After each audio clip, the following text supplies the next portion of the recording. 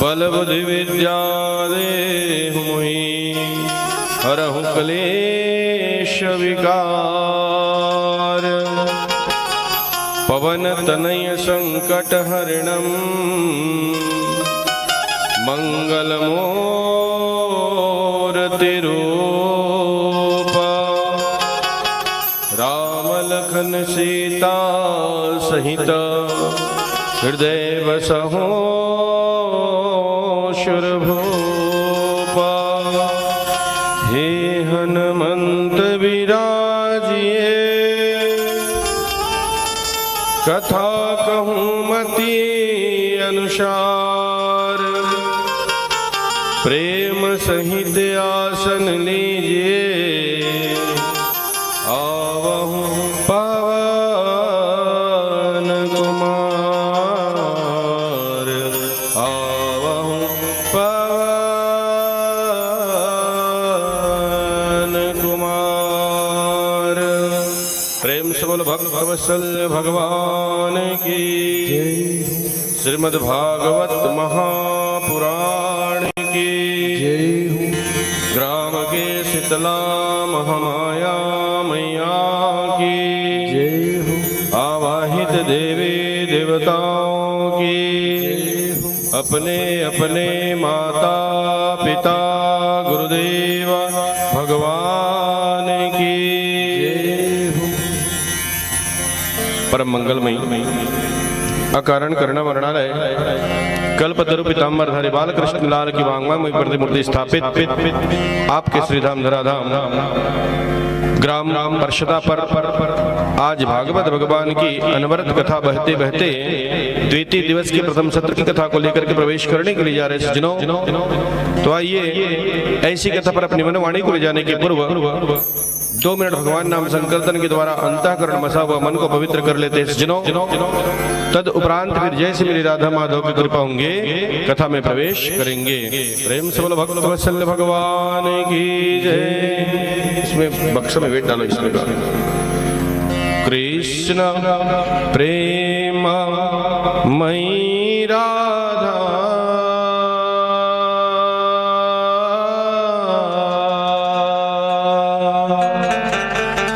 Krishna Prem May Radha.